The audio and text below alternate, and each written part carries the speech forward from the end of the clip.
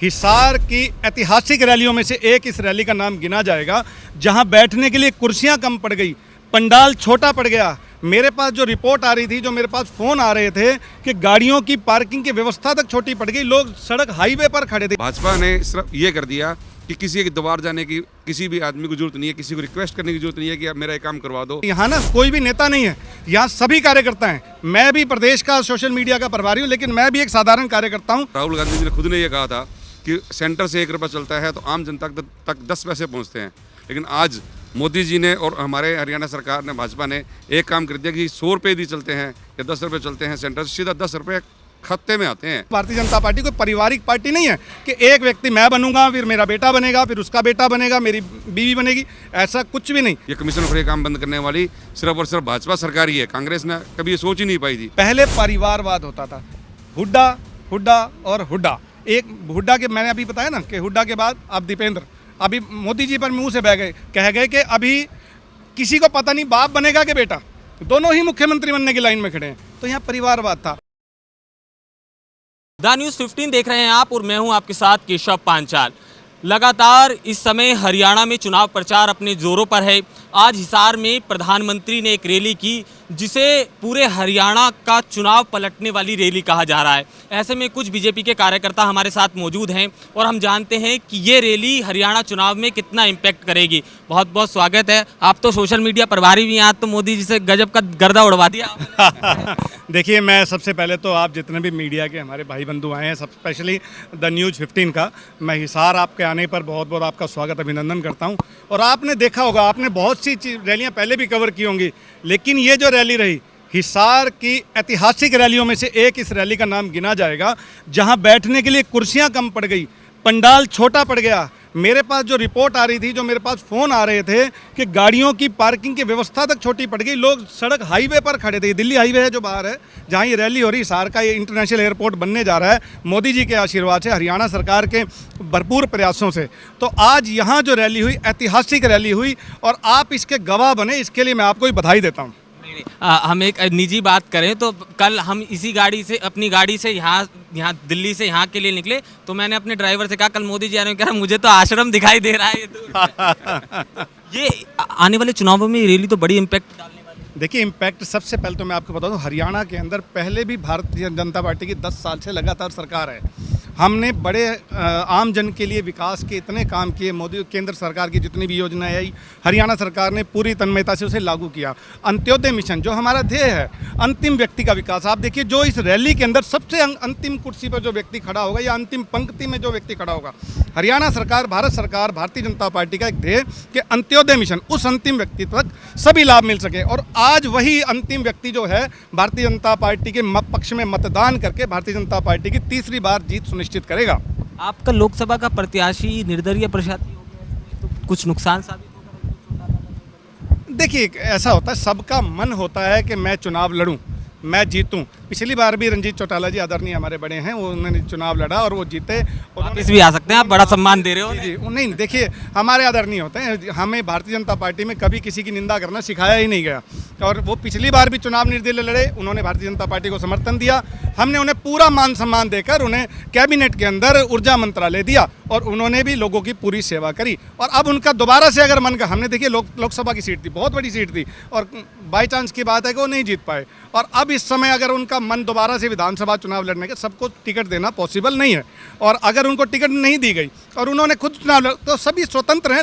भारत का यही लोकतंत्र है, अभिव्यक्ति की आज़ादी है, आप सब कुछ करने के लिए स्वतंत्र हैं। आपने सुनीता दुग्गल को भी मनाया, पहले सांसद ही लड़ी, उसके बाद कहीं ना कहीं मधुराज था, मगर विधानसभा में उतार ही दिया। देखिए, सुनीता दुग्गल जी बिल्कुल हमारे भारतीय जनता पार्टी की समर्पित कार्यकर्ता हैं। जैसे यहाँ ना कोई भी नेता नहीं है, यहाँ सभी कार्यकर्ता हैं। मैं भी प्रदेश का सोशल मीडिया का प्रभारी हूँ, लेकिन मैं भी एक साधारण कार्यकर्ता हूँ।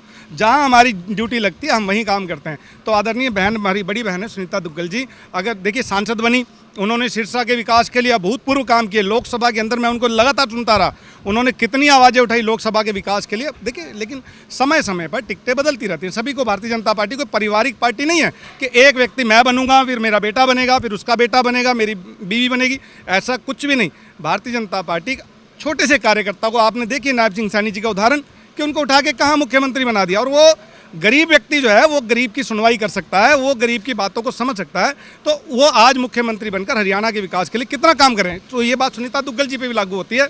उनको देखिए टिकट नहीं मिली तो उन्होंने तब भी अपना काम किया और आज उन्हें विधानसभा की टिकट मिली। आप प्रधानमंत्री जी के साथ मंच पे थी, उन्होंने कितनी अच्छी तरह से लोगों को संबोधित किया, गुरबानी बोली और उन्होंने विश्वास दिलाया कि जहाँ से भी मुझे टिकट मिली है रतिया विधानसभा से, और उसका मैं पूरा विकास करूँगी। ये एक समय आपने बड़ा ऑब्जर्व करा है करीबी तौर से हरियाणा को। ये 10 साल पहले कैसा होता था? बताते हैं क्राइम बहुत ज़्यादा था और मतलब हुड्डा सरकार में पर्ची खर्ची, ये सारी चीज़ें सही हैं? आपने हवा बना रखी है खामा? देखिए आप समझे ना बात को।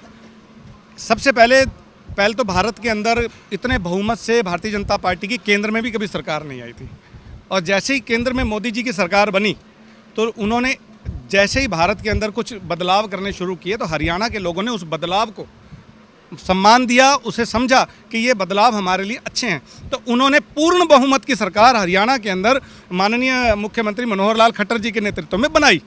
जब वो सरकार बनी तो देखिए आप 5 साल पूरी अच्छे ढंग से सरकार चलाई, अगले बार लोगों ने फिर हमें सरकार बनाने का मौका दिया। 10 साल लगातार हमने भारतीय जनता पार्टी की सरकार चलाई। उससे पहले क्या होता था अब मैं आपको बता देता हूँ। पहले परिवारवाद होता था, हुड्डा और हुड्डा। एक हुड्डा के मैंने अभी बताया ना कि हुड्डा के बाद अब दीपेंद्र, अभी मोदी जी पर मुंह से बह गए, कह गए कि अभी किसी को पता नहीं बाप बनेगा कि बेटा, दोनों ही मुख्यमंत्री बनने की लाइन में खड़े हैं। तो यहाँ परिवारवाद था। पता तीसरा बन जाए नहीं, ऐसा देखिए वो आने नहीं देंगे ना। शैलजा जी ने एक बार अनाउंस किया था कि मैं भी मुख्यमंत्री की दौड़ में हूँ, उनका कितना अपमान करा। अभी आपको याद होगा, अगर आपने हरियाणा की राजनीति को गौर से देखा है तो एक दलित बेटी कांग्रेस की इतनी बड़ी लीडर कैसे बन गई, किसी को पचेगा भी नहीं। वो अपने परिवार की राजनीति करेंगे। जैसे केंद्र में हमारे जवाहरलाल नेहरू, इंदिरा गांधी, राजीव गांधी, राहुल गांधी, और उसके बाद अब प्रियंका वडेरा है, लेकिन वो भी गांधी लगा गया। तो गांधी गांधी गांधी चलता रहेगा, किसी आम कार्यकर्ता को आप आगे आने ही नहीं देंगे। तो ये हरियाणा के अंदर क्राइम का बड़ा राज था। ये जितने भी नेता बन के आते थे ये अपने बहुत क्राइम, किसानों सरकार क्यों गई, इन्होंने अपने चहेतों को किसानों की ज़मीनें दी। हुड्डा जी ने रॉबर्ट वढेरा को अनगिनत ज़मीनें, अभी किसान कांग्रेस की लीडर थी हमारी बहन किरण चौधरी, उन्होंने अभी अपने मुंह से बताया कि कैसे लूट खसूट होती थी, किसानों की ज़मीनों को अपने नाम करा लिया जाता था। लोग बड़े नाराज थे और उन्होंने भारतीय जनता पार्टी को मौका दिया। तो आज हरियाणा एक खुशहाल प्रदेश है जहाँ किसी एक जगह का हम लोग शासन नहीं करते, हम यहाँ सेवा करते हैं। हम समाज सेवा के लिए राजनीति में आए थे। भारतीय जनता पार्टी का ध्येय यही है कि हरियाणा एक, हरियाणवी एक। तो हरियाणा एक, हरियाणवी एक की तर्ज पर हम पूरे हरियाणा 90 के 90 हलकों में समान विकास कराने का काम करते हैं। और वही आज देख लेना तीसरी बार हरियाणा के अंदर पुनः भारतीय जनता पार्टी की सरकार बनेगी। नेताजी इतनी बात हो गई, ये तो बताओ आज मंच से बहुत सारे वक्ताओं ने बहुत ज़बरदस्त तरह से भाषण दिया और संबोधित किया, और कुछ लोग इसमें से नाराज भी हो जाते हैं, फिर मुख्यमंत्री साहब को दिल्ली उनके घर बनाना पड़ता है। देखिए ये एक पता क्या होता है, ये कहीं अपना शक्ति प्रदर्शन तो नहीं दिखा? देखिए ऐसा कुछ नहीं होता। परिवार में जहाँ एक परिवार में जहाँ 6 लोग 8 लोग 10 लोग रहते हैं तो कहीं छोटी मोटी बातें अगर हो जाती हैं तो परिवार के मुखिया का काम होता है कि उन अपने परिवार के सभी लोगों को एकजुट रखे। तो माननीय मुख्यमंत्री जी हमारे यही काम करते हैं। अगर कोई छोटी मोटी बात हो गई तो ये हमारे संगठन की बात है और संगठन में ही सुलझा ली जाती है, कभी सड़कों पर नहीं आती कांग्रेस की तरह। नेताजी ने तो जबरदस्त तरह से बोल दिया, अब आप बता दो क्या चल रहा है। देखिए नेताजी ने जो बताया बिल्कुल सही बताया, नेताजी ने तो सही बताया, आपका भी तो मन होगा। लेकिन हमारा मन यही है कि हम मोदी जी के साथ हैं, भारतीय जनता पार्टी के साथ हैं। आपने जो पीछे बात में पूछी पर्ची खर्ची वाली बात आप जो पूछ रहे थे, आप बताओ उस वाले ये चीज़ पे आप एक चीज़ की या हमसे ना पूछिए, लोगों से पूछिए। जब आप किसी भी बिरादरी में जाते हैं, कोई जांगड़े का बच्चा लग गया, कोई मतलब SC का बच्चा लग गया, कोई बैकवर्ड का जांगड़ा तो आपके भी राज्यसभा सांसद, हाँ जी, मतलब SC BC के जो बच्चे आज बिना सिफारिश के लग रहे हैं वो बिना पर्ची खर्ची के लगते हैं। जबकि कांग्रेस राज में क्या होता था कि बच्चों को पढ़ाना ही मुश्किल होता है आज के समय महंगाई में। उसके बाद में पढ़ने के बाद में उसको नौकरी के लिए अपना घर बार ज़मीनें बेचनी पड़ती थी। ये हम नहीं बता रहे, ये लोग बता रहे हैं। और आप लोगों से पूछो जा करके, आज कोई भी आदमी मेरिट के आधार के ऊपर अपना नौकरी पा सकता है, कोई भी बच्चा। हमारी जो भाजपा सरकार है इसने सारी पावर को सेंट्रलाइज़ किया है। आज प्रॉपर्टी ID है, ऑनलाइन पोर्टल होते हैं, जिसके BPL कार्ड बनने ऑनलाइन बनने हैं। आपकी एज जैसे ही 60 साल की होगी आपका जो है पेंशन स्टार्ट हो जाएगी। आपकी इनकम जैसी 1,80,000 के दायरे में आएगी, आपका BPL कार्ड बन जाएगा। किसी से कोई सिफारिश की जरूरत नहीं है। पहले क्या होता था कि इस आम कार्य के लिए आम जनता नेताओं के चक्कर काटती थी। भाजपा ने सिर्फ ये कर दिया कि किसी के द्वार जाने की किसी भी आदमी को जरूरत नहीं है, किसी को रिक्वेस्ट करने की जरूरत नहीं है कि आप मेरा ये काम करवा दो। अब सब काम ऑनलाइन अपने आप। हर काम के लिए पोर्टल बना दिया गया है। जैसे फसलों का है, बीमा योजना बना दी गई है कि जैसे एक लगता है कि फसल आपकी नुकसान हो गया तो उसी टाइम आपका अकाउंट में पैसे आपके सीधे आ जाएंगे। आपकी पेंशन है वो अकाउंट में आ जाएगी। जो बीच के दलाल हैं वो सब जो है भारतीय जनता पार्टी ने ख़त्म कर दिए। जिसका जो लोगों को दर्द है वो दर्द यही है कि जो लोगों के बीच में दलाल थे वो हट गए, अब वो चिल्ला रहे हैं कि हमें दोबारा मौका मिल जाए। लेकिन भाजपा के राज में ऐसा नहीं हो सकता, ना हरियाणा प्रदेश की जनता ऐसा चाहेगी कि दोबारा से दलाल राज दोबारा से आए। कि बीच में यदि कमीशन खोरी का काम दोबारा स्टार्ट हो गया तो एक समय में आपने सुना होगा राहुल गांधी जी ने खुद ने ये कहा था कि सेंटर से 1 रुपया चलता है तो आम जनता तक 10 पैसे पहुँचते हैं। लेकिन आज मोदी जी ने और हमारे हरियाणा सरकार ने, भाजपा ने एक काम कर दिया कि 100 रुपये यदि चलते हैं या 10 रुपये चलते हैं सेंटर से, सीधा 10 रुपये खाते में आते हैं। कोई बीच में 1% भी किसी प्रकार का कोई कमीशन खोरी का काम नहीं है। ये कमीशन खोरी का काम बंद करने वाली सिर्फ और सिर्फ भाजपा सरकार ही है। कांग्रेस ने कभी ये सोच ही नहीं पाई थी। वो तो सिर्फ और सिर्फ घोटाले में, आप देखोगे किसी भी प्रकार के 2G स्पैम है, डेली इतने घोटाले हैं कि आप याद रखना भी संभव नहीं होता कि हर दिन घोटाले। लेकिन आज 10 साल से आप मुझे बताएं कि 10 साल में कहीं कोई घोटाले देखने को मिले आपको? ठीक है नेताजी, एक सवाल का जवाब और देते हुए चले जाओ। ये पहलवान, किसान, विपक्षी कह रहे हैं बड़े परेशान हैं आपकी सरकार। बिल्कुल परेशान है, आप समझिए ना। अभी आप देखिए जो विधानसभा की जो टिकटें बटी, जो सड़कों पे बैठे थे, हमारी बहन विदेश फोगाट भी थी, आते ही उन्हें टिकट सारी आपकी। देखिए हमें यही सिखाया गया है, मातृशक्ति का हम पूरा सम्मान करते हैं। आप संघ से हो ना, इसलिए यहाँ पर। जी, हम मातृशक्ति का सम्मान। तो विनेश फोगाट जी भी हमारी बहन है। देखिए ओलंपिक में गए, जो एक कंट्रोवर्सी हुई, भाई मेडल नहीं मिल पाया, तो क्या हमने कोई हौला मचाया? क्या नहीं मचाया ना। हमने तब भी उन्हें कहा, हरियाणा से हमारे नायब सिंह सैनी जी ने कहा कि जो सम्मान उस सिल्वर मेडलिस्ट को मिलना चाहिए वो सम्मान विनेश फोगाट को मिलेगा, और वो मिला भी सही। लेकिन आके जो हाथ उनके सिर पे था, जिस हाथ की वजह से उन्होंने आंदोलन किया था, जिस चीज़ को, जो राजनीति की एक शय थी जिसको लेके आंदोलन किया गया, वो शय सामने आ गई। चाहे वो किसान आंदोलन में शय हो, चाहे वो पहलवान आंदोलन में शय हो। आपने देखी आते उन्हें टिकट मिली, आज वो चुनाव के मैदान में। तो देखिए ना, महत्वाकांक्षा कहाँ थी?